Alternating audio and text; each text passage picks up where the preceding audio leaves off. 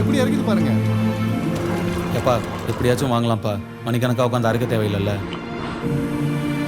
ஆட்டுக்குட்டிக்கு ஒரு ஆட்டு மிஷினால என்ன வேணாலும் செய்யலாம். ஆனால் கை பக்குவம் வரணும்ல, அது மனசுலேருந்து வரணும். பொதுவாக லைஃப்பில் நம்ம பண்ணுற வேலையை ரசித்து பண்ணணும்னு சொல்லுவாங்க. அதுக்கு பெரிய பிஸ்னஸ் மேனாக இருக்கணும்னு அவசியம் இல்லை. வெறும் இட்லி சுடுறதா கூட இருக்கலாம்.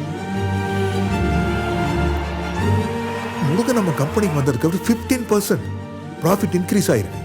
சூப்பர்யா, சரியான வேலைக்காரையா நீ. நமக்கு அப்புறம் இந்த வீடும் நம்ம கடையும் அப்படியே போயிடுமோன்னு. அவன் எங்கே போகிறான்? இங்கே தான் திரும்பி வர போகிறான், இங்கே தான் திரும்பி வர போகிறான், இங்கே தான் திரும்பி வர போகிறான். தள்ளிக்கங்க. ஏப்பா முருகா, அந்த பொண்ணு கயல் யாரு?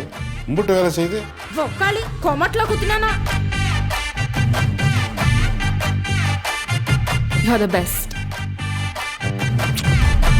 நான் உனக்காக ஒரு பெரிய எம்பையரே கட்டி வச்சிருக்கேன். இப்படி பொறுப்பு இல்லாமல் சுத்திக்கிட்டு இருந்தா எப்படி?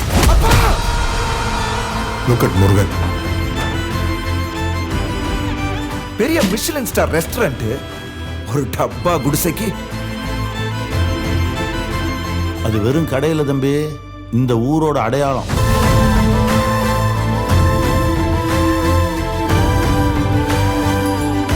அந்த இட்லி கடை எங்க ஊருக்கே பெரிய சென்டிமெண்ட் சார்.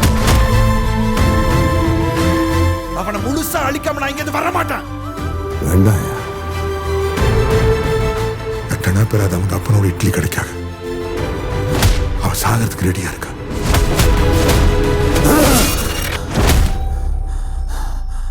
ஆத்தி, இட்லி சுடுறதுன்னா அவ்வளோ இஷ்டமா?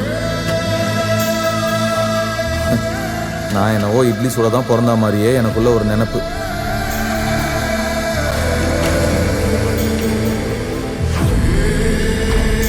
அது வெறும் கடையில் தம்பி, இந்த ஊரோட அடையாளம்.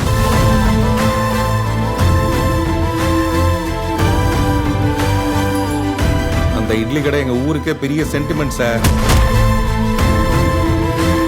அவனை முழுசா அழிக்காம நான் இங்க வர மாட்டேன். வேண்டாம். எட்டனா பேர் அது அவங்க அப்பனோட இட்லி கிடைக்காக அவ சாகிறதுக்கு ரெடியா இருக்கா.